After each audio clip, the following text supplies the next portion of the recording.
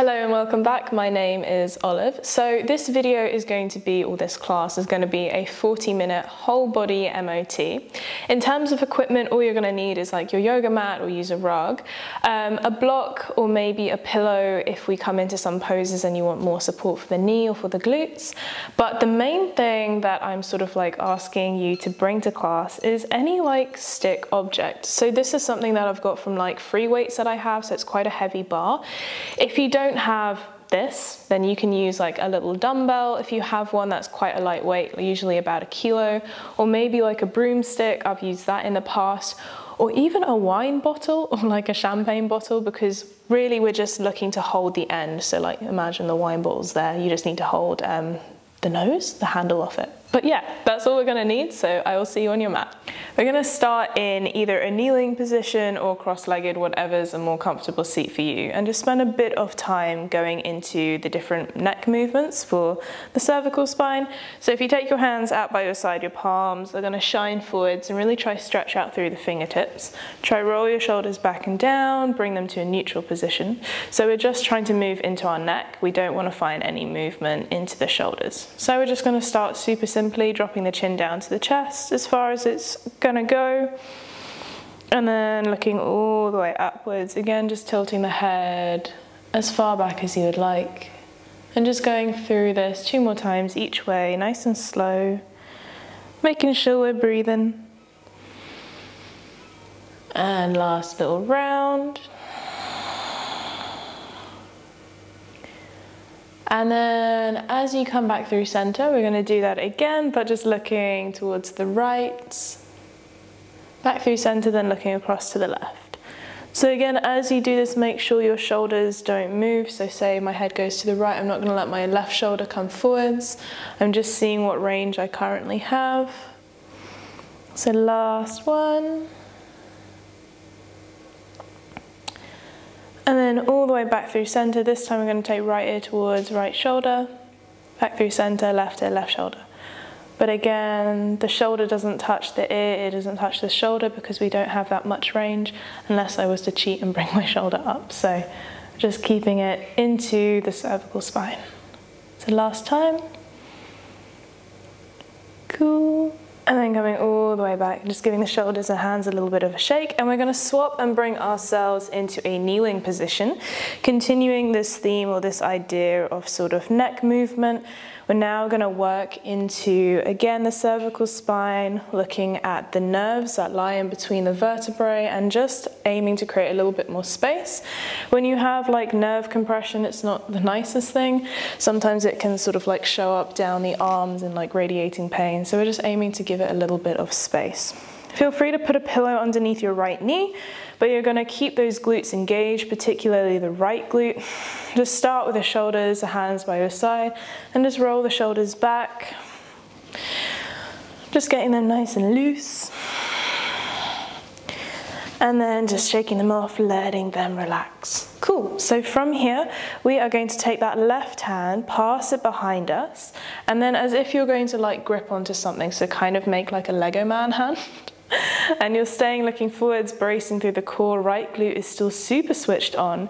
You're going to turn your head to look towards the left side, but then take your right ear towards your right shoulder. And you might feel this weird sort of sensation traveling down the left shoulder, the left trap, breathing here. Just feeling the nerves glide, feeling that fascia move. So fascia is a connective layer of tissues over your muscles. Breathing here. And then gently, gently bring the head all the way back up, release the hands, move through the shoulders again. And then this time take the left hand, just place it nice and low on the sacrum. It's just there so we don't come too much into extension or flexion.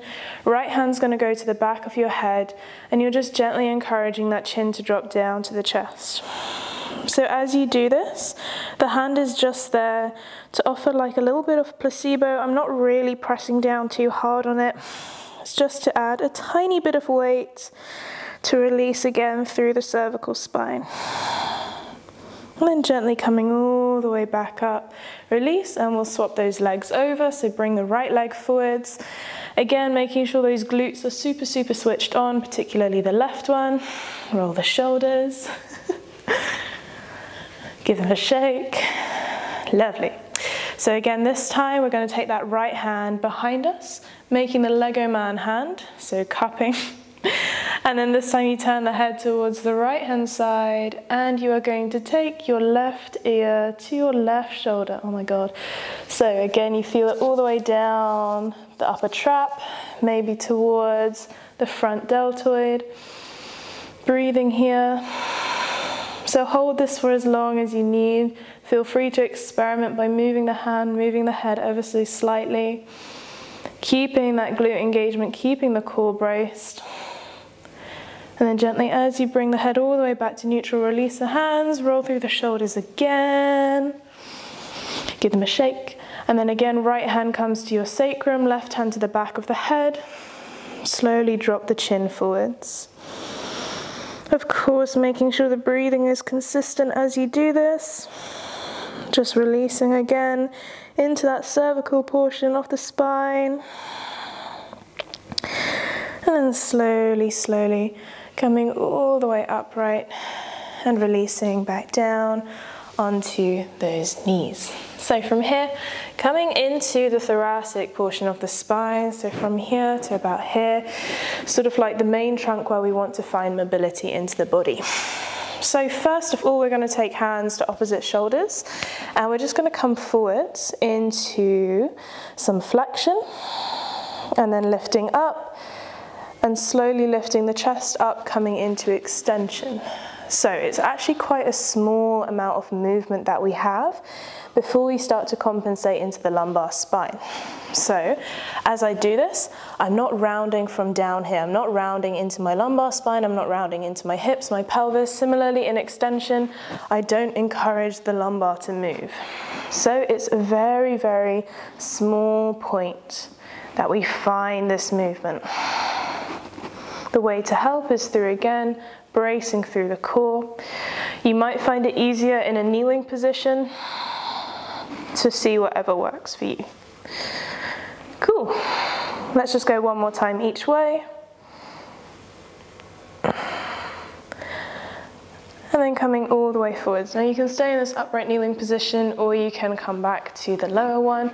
This time what we're going to do is some axial rotation. So you're just going to rotate towards the right hand side, hips both stay facing forwards, back through center, and then rotating towards the left hand side. And again, just nice and slow. We only have so much rotation here before we start to bring movement into the hips, so we want to try avoid that movement. Again, you can do this kneeling if you would rather. That way you can have a little bit more like glute engagement and just make sure that the movement stays in the thoracic spine. Cool, let's go one more time each side. And then coming all the way back to center, this time bring yourself up into this kneeling stance. Maybe have the toes tucked, squeeze the butt. Coming into some lateral flexion. So hands are going to go either side of your thighs, and you're just going to lean down towards the right, all the way back up, and then lean down towards the left. And again, as I do this, I'm not pushing my hips away when I go down to one side. They stay stacked directly above my knees. So again, glute engagement, bracing through the core, just nice and slow, bending as deep as I want to go. As you do this, try not to also like chuck the neck and move, because then we're not sort of moving from the main part of the body that we're focusing on, again, the thoracic spine. Cool. If you want as well in the future, you can always add like a resistance band or a weight to this, just to have that added bit of resistance to make the body work a little bit harder.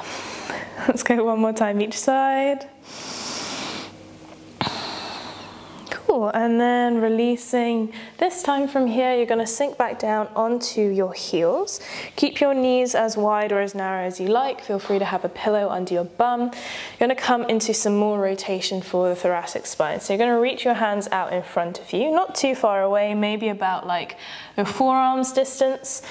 And from here, push down into the left hand.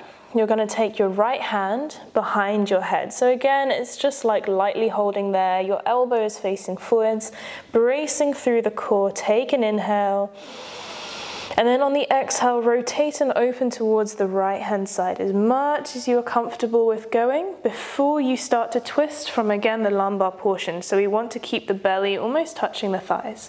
Come all the way back through center. And then again, exhale to open.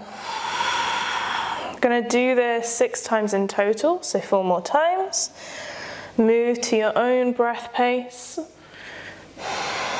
Make sure you're still pushing through the left hand, so we are keeping it super active. 2 more times.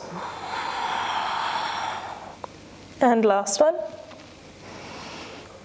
And then slowly coming back, swap the hands over, so push through the right hand. See how that shoulder's nice and stable, it's supporting.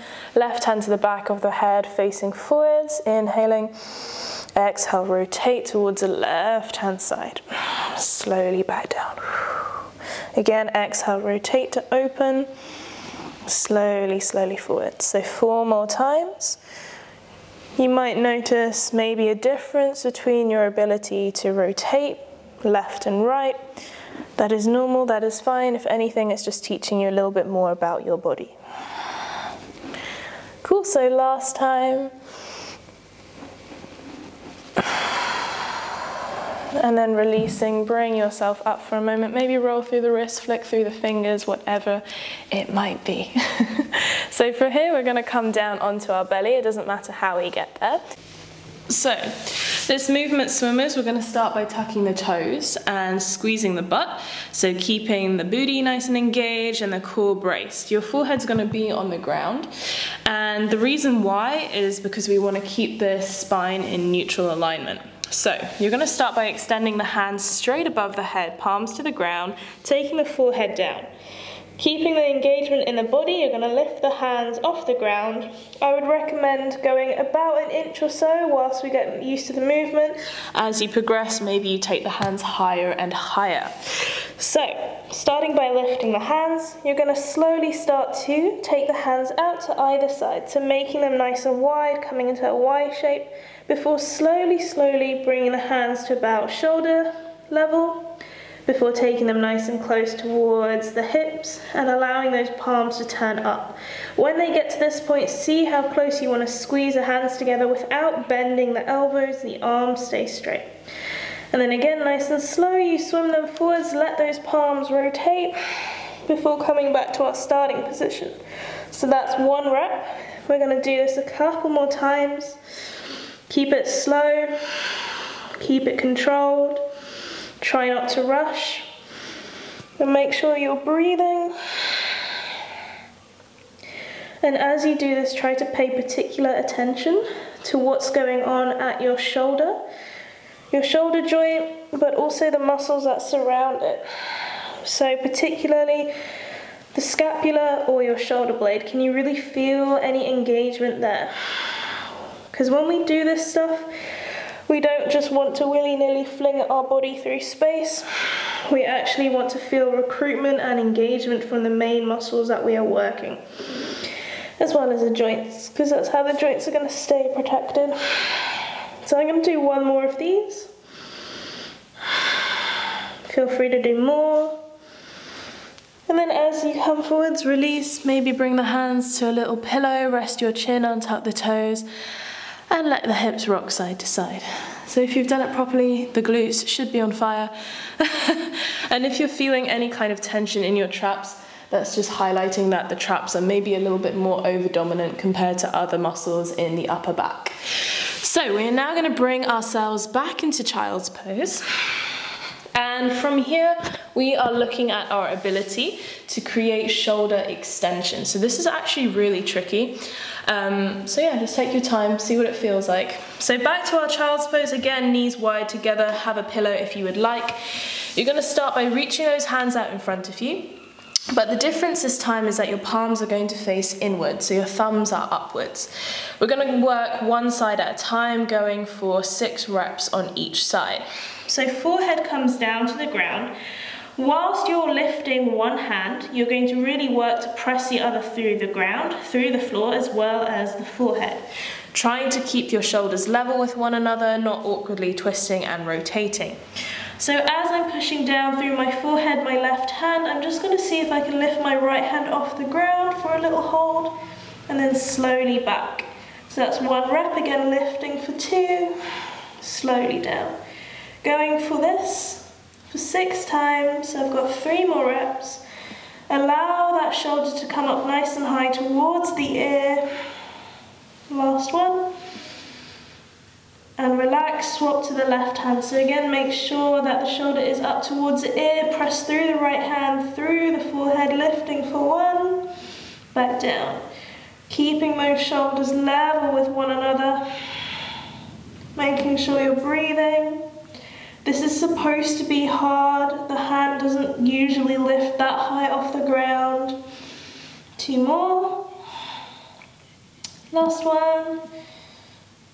Good, and then release and come all the way up and just maybe roll through the shoulders a couple times. Again, you might have felt that in the traps, over dominant part of the body, so you then know what to work on in terms of strengthening other muscles in that region. But yeah, that's a really beautiful one to work on, particularly if you're looking at your handstands and you need to improve your shoulder mobility. Cool, so from here we are going to come into a forearm plank hold.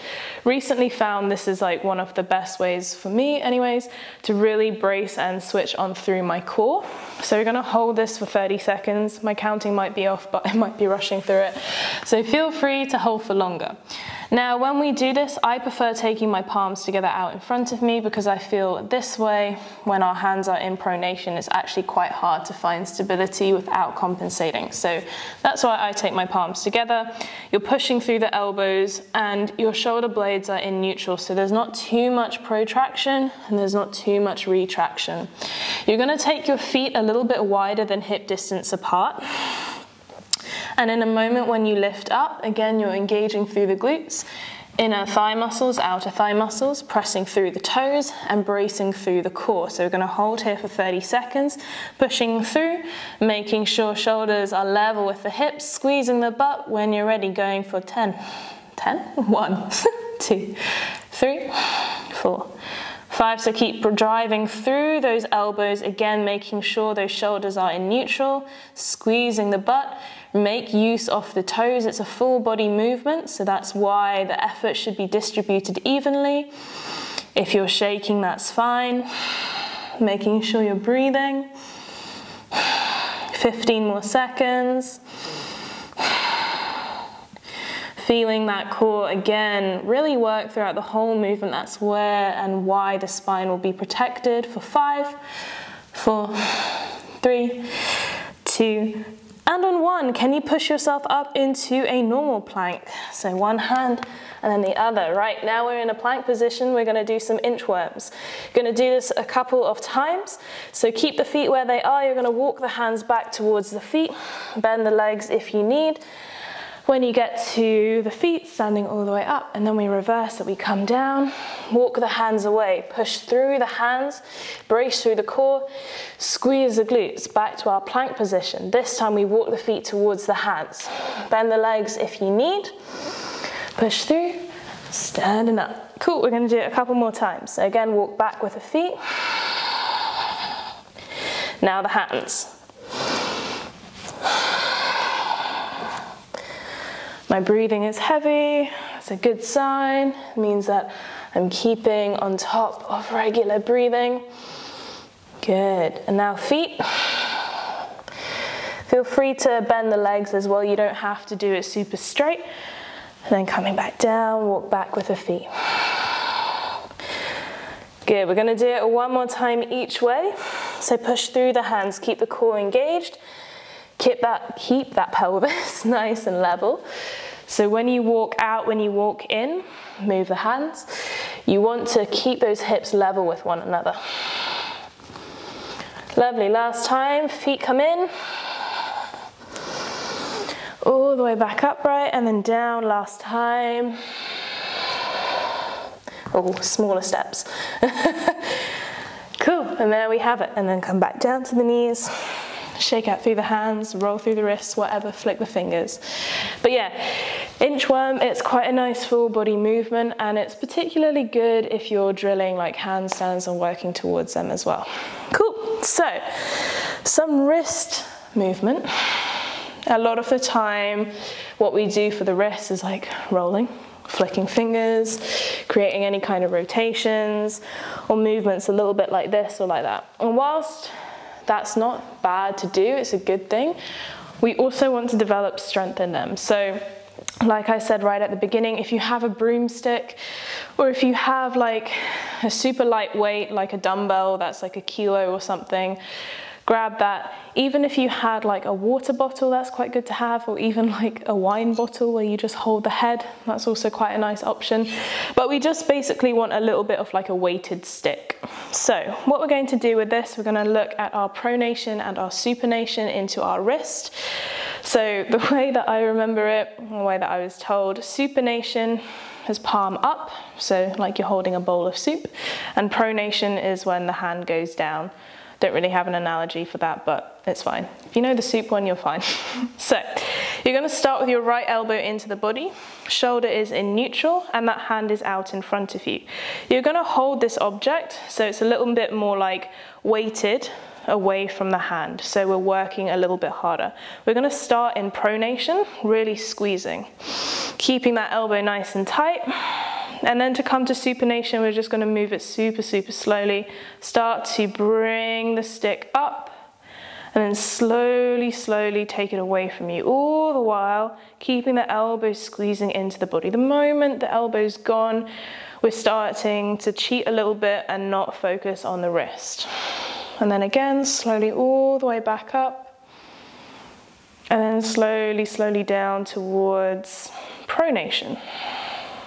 Just going to do this a couple of times. So yeah, if you're struggling with any kind of wrist pain, when you do your yoga practice, you do any body weight movement, this is what you need to start working on a little bit.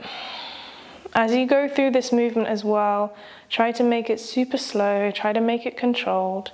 No point in rushing.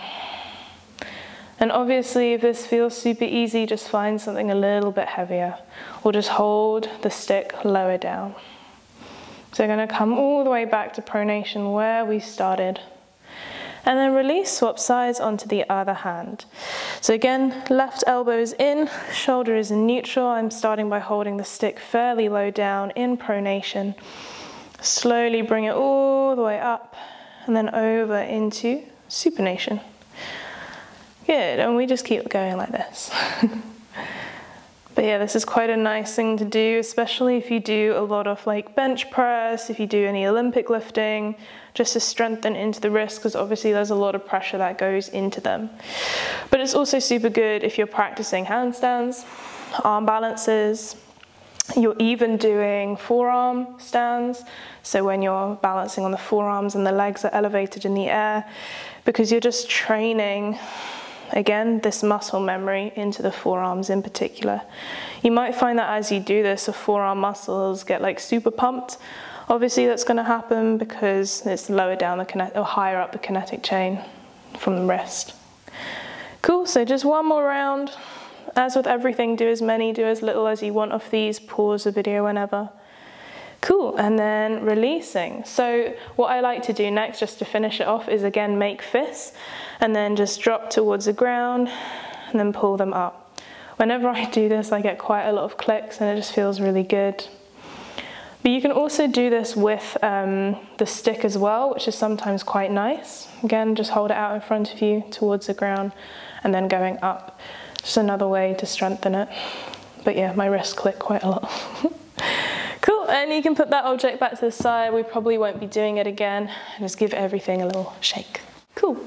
So the next one we're going to have a look at is a variation of a forearm plank, but it's particularly good to sort of like strengthen and activate into your glute muscles, like one at a time, so you can really pinpoint which one's weaker or not. So we're going to start by coming down onto our right forearm. Again, doesn't matter if the hand is there or there, I prefer a fist. And the bottom leg is going to bend, so you're bringing it to about 90 degrees. Hopefully you can see my ankle is in line with my knee, and then my left leg stays on top. So before we do any movement, you want to make sure that your spine is again in neutral. So there's no point in me like overextending or underextending. I want my ankle to be in line with my knee, in line with my hip, in line with my shoulder, in line with my ear. That is our neutral position. So we're going to do 10 reps on each side. But again, if you fatigue or if you want to do more, just do more. Or do less. So you're going to push through the elbow, push through that foot, push through the knee, and lift the hips. Keep the left hand on the hip to just brace and remind yourself to again engage through the core. All you're going to do is lift that left leg as high or as low, slowly bring it back down. So again, we're going to go for 10 reps of this with control, so trying to really feel into the left glute muscles. Make sure you're breathing. That's 5. And again, go for form and quality rather than quantity, as we all know. I think that's 7. Right, 8. Breathing for 9. Last one. And then slowly, slowly, coming down all the way up. Give the legs, the arms a little bit of a shake, and we'll swap sides over. So, it's worth noting as well at what point or what rep you started to feel like the glutes like fatigue or maybe even switch on. So usually, I think in my personal opinion anyway, if you feel it a lot longer, then maybe it's a sign that those glutes are stronger, but it could also be a sign that maybe it just takes a lot longer for them to switch on. Again, it depends on you and how your body and muscles work. So other side, left forearm down. Again, check the alignment, ankle, knee, hip, shoulder, ear. Making sure the left leg is bent, right foot out when you're ready, elevating up. So again, when you're ready, lift that leg as high as you want, slowly bring it back down. Keep the hand on the hip, make sure to brace through the core, pushing through that base elbow. So that's 5, 6, 7, 8, breathing, 9, last one, and 10, and slowly all the way down. So that little analysis, I know my left glute is a lot weaker than my right glute, so my right glute didn't actually fatigue when I did those 10 reps. My left glute did straight away. So again, that's highlighting my imbalance. So it's just worth doing a little bit of research into your movement as well. Cool. So we're now going to come into some bear switches. You're going to sit on your bum, your hands behind you for now, taking the feet out to about 45 degrees. So not in hip alignment, not to 90, about 45. Try not to lean too far back into the hands, using the core a little bit to maintain shoulders over the hips. So feet are on the ground, just nice and slow. We're going to drop the knees both down towards the right hand side. As you do, hands frame the front leg and you rotate forwards. I've got pretty good hip mobility, so my butt kind of stays towards the ground, but you might find that you're a little bit more lifted, which is obviously fine. Just make sure you don't force the legs down. And then hands go behind. We're going to slowly switch through center and then down to the left hand side. So again, nice and controlled. Like I said when we did our sewing movement when we were on our belly, it's very easy to do the movement, but to do it correctly with correct engagement in the body makes it so much harder. This is very similar. It's very easy in theory to just switch side to side, let the body pass through air without much engagement, but try to really focus on driving the heels to the ground, the muscles that you use on your inner legs, as well as your outer legs, engagement in the glutes and engagement in the core. Because eventually we want to work to removing the hands, so we can do it without the hands. And if you haven't got that good sort of awareness of the muscles that you're using, it's going to be pretty damn hard to do it without the hands. So we can try it out, but first, when you switch back through center, come down to the right side, so right knee is in front, left leg is behind. We're going to stay here and just work on a little bit more internal and external rotation for the hips. Again, please feel free to put a pillow, a block underneath any of the body parts, maybe the glutes for this. Hands are going to go either side of the right knee. You're going to drive the right foot to the ground and just start to lift the right knee as high as possible. Still keeping shoulders over hips, slowly back down. Again, we're just lifting up and down, creating some internal rotation for the hip, and trying to really make use of our adductors and our abductor muscles. If you again feel like this is way too easy, what you can do is use your hand for resistance. So as you try to drive that knee up, try to fight the hand away. So you're pushing with the hand, pushing with the knee, and then slowly backing down.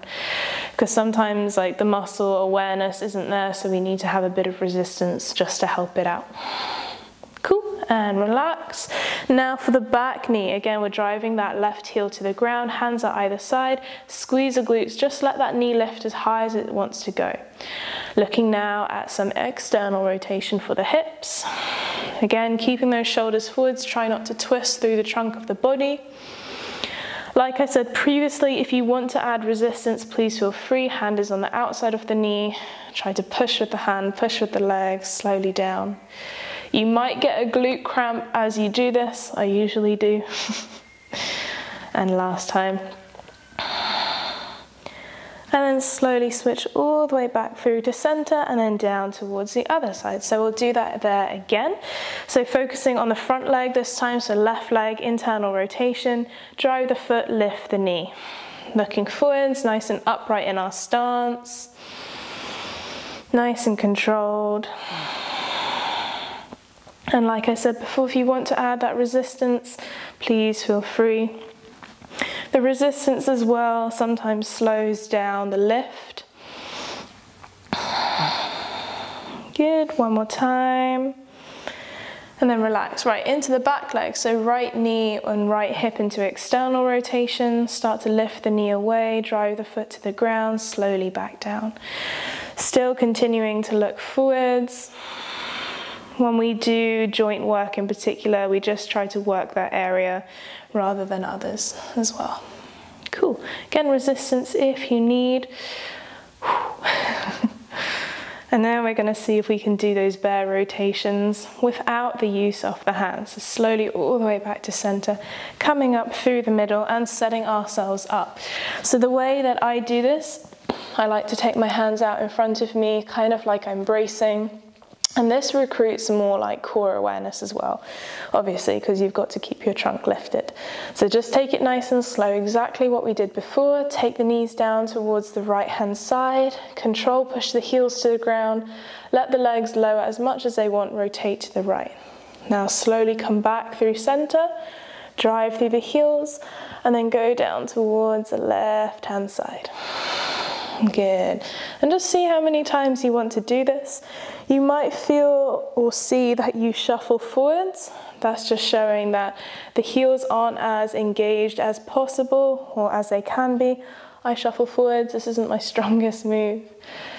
But you might also feel other weird like things going on. Right now, when I start to rotate, I get a weird kind of like crunching or clonking in my hip flexors, and that's because I know they're not as strong. So again, it's just highlighting weaknesses. Let's just go one more time. You see how I've bum shuffled forwards. And then slowly come back to the middle, and you're just going to release those legs out in front and give them a nice little shake. So a little bit more, come into a straddle position, so about 90 degrees between the legs. You're gonna flex the feet, so it's trying to bring the toes back towards you. Your knees stay facing up. So this is a lovely one to work on our spinal extensors, particularly the QL, so quadratus lumborum, just looking at strengthening it through an active range, so we have like more stability to the spine. So you're gonna take your hands to the back of your head, elbows out nice and wide. Again, when we do this, as always, try not to overextend or overflex. Neutral, brace through the core. You're going to start to slowly rotate ever so slightly to the left-hand side, and then take that right elbow down towards the right knee. Just going as low as you can go, breathing and feeling, again, that QL muscle, so sort of just above and towards that left hip, the left pelvis, sacrum side. Switch on, even into the internal and the external obliques. Breathing here, and then slowly come all the way back up. Rotate ever so slightly to the right-hand side. Take left elbow to the left knee, coming down as low as you want to go. Keep driving through the heels, particularly the opposite heel. Slowly all the way up. We're just going to do it one more time each side. So again, rotate towards the left, push the butt into the ground, right elbow to right knee. Breathing. So again, try to go down super slow to see where your sort of like max is. Hold and breathe there. And then when you come up, go just as slowly. The negatives, you build a lot of strength again. Last time, rotate towards the right. Slowly take that left elbow towards that left knee, nice and slow. Breathing. Let's go for 5 more seconds. And then nice and slow on the way, all the way back up. And release those hands, roll through the wrists, shake through the legs. Cool. So we're going to finish up by coming into some hip flexor, sort of strengthening movements. We're going to do this one standing. Feel free to be near a wall or have a chair for a bit of support, because it requires a wee bit of balance. So hip flexors, they are muscles responsible for bringing the leg or the knee towards the chest. Super deep abdominal muscle from like the lumbar attachment through the pelvis, the hips, and like down towards the quad area. So very, very important. What we're going to do, shuffle the weight between the feet. So maybe about hip distance, try to spread the toes and grip them into the ground. We're going to start by bringing our right knee up to our chest. Not super high, maybe just start by bringing that knee parallel to that hip. I'm going to turn the side on so you can see a little bit better. So this is where we should have basic range anyway. If we're down here, we're a little bit in trouble. They're super weak. So we need to have at least knee parallel to the hip. So we're going to do 3 rounds of this. We're going to bring ourselves here, push down super hard with the hand, but resist with the knee for 10 seconds. Lift it a little bit, do the same, push down, resist, 10 seconds, then lift, and do it one more time. And then just see how our range has started to develop. But as you do this, again, core is braced, and we're trying not to tuck that tailbone under. We want to keep the strength in the lumbar spine, keep it stable, and just work from this muscle. So bring the knee up to parallel.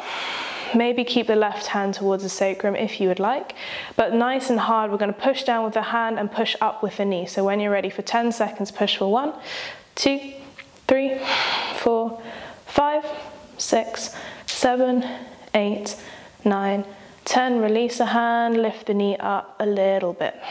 Good, and again, pushing down hard for 10, 9, 8, 7, 6, 5, 4, 3, 2, 1, release, lift the knee a little bit more, see how high you want to go, don't cheat into the sacrum. Last time, pushing down for 10, 9, 8, 7, 6, 5, 4, 3, 2, 1, release and lift. See how high you can start to bring it. And then release. Shake it out. So if you've done that properly, you'd be feeling this like super deep burn into your hip creases, which is really good. So yeah, and then we'll do the other side. Bloody hell. This is really hard for me because mine are super weak. So spreading the toes on the right leg. When you're ready, bring that left knee to parallel. Try to keep the ankle nice and floppy. Resisting with a hand, resisting with the knee. Push down for 10, 9, 8, 7, 6, 5, 4, 3, 2, 1, release, lift a little bit.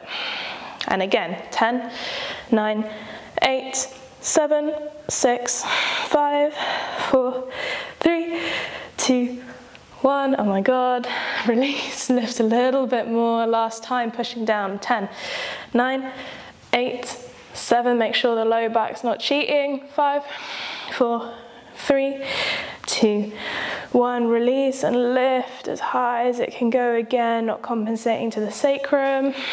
My lower leg is active, glutes, hammies, and release. Shake it out. Cool, so that's all our movement, but we're gonna finish off just by shaking. So you guys in the animal kingdom have probably seen like animals shake out, move about a little bit. Athletes, before like they start the race, they might shake as well. It's a way to just get like the nervous system again to regulate, to calm, but also a beautiful way to like bring blood flow back to certain areas, bring our lymph system back to like regulation as well. So literally all you do, there's no right, no wrong way to do this. Just start with the feet as wide as your hips. You're just gonna start by shaking into one arm. And see if you can start to bring it up into the shoulder, the larger joint. Get the other hand involved, start to shake it out. Bring it into the chest. Bring it into the leg, shake the leg out. As quick, as slow as you want it to go. Bounce a little bit into the other side. Just make yourself like as floppy as you can. Make it a bit silly. Go backwards, forwards. Anything. Now what I also like to do as well is I like to reach forwards, I like to shake out, I like to bounce, I like to sway, just whatever. Let's go for like 15 more seconds, just shaking. It just feels really good.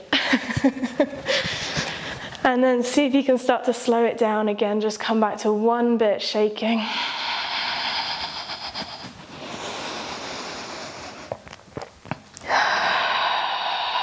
And then as you find stillness, take a moment, close your eyes. Nice deep inhale. Exhale out of the mouth. Let's do 3 more rounds, inhaling. Exhale out of the mouth as long as you can. Inhale through the nose. Exhale out the mouth. Last time.